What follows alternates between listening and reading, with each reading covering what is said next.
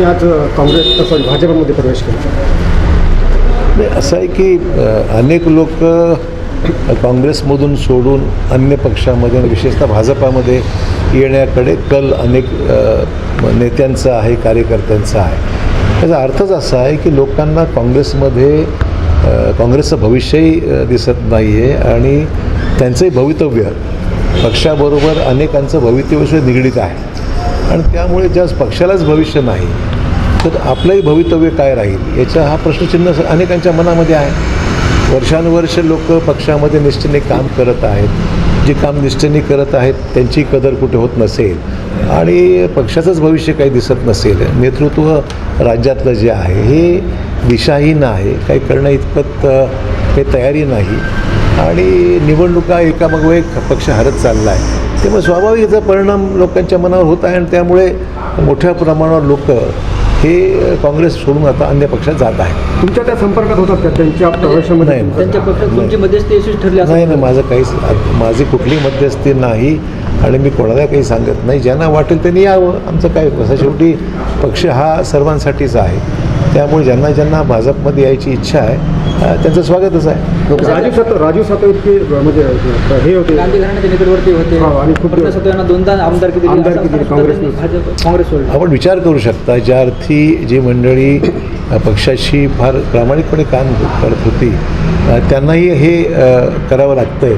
त्याचा अर्थ असा आहे की त्यांच्या निष्ठेची किंवा त्यांच्या कामाची कदर होत नसेल. नाना पटोले असं म्हणाले की भाजपला सत्तेचा माज आहे, त्या नेते फोडत. नानांच्या वक्तव्यामुळेच काँग्रेस लबघाईस आलेली आहे.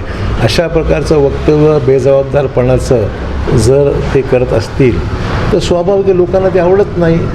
नाना स्वतः पक्षाचे नेते होते एकेकाळी आणि अशाच वक्तव्यामुळे अशाच बेजबाबदारपणामुळे राज्यातलं सरकार पुढं त्यांनी घालवलं. म्हणजे अचानक म्हणजे अध्यक्षपदाचा राजीनामा दिला आणि त्यामुळे सरकारी अडचणीमध्ये आलं, हे आपण अनुभवलेलंच आहे. तर बेजबाबदार वागण्याचे परिणाम हे राज्याला भोगावे लागलेले आहेत. पण आज हे कार्यकर्ते सोडून चालले तर नानांच्या बेजबाबदार वागण्यामुळेच हे दिवस पाहायला मिळतात काँग्रेसला. साहेब, अनेक ठिकाणी भाजप आणि शिवसेनेची राज्यात युती होते.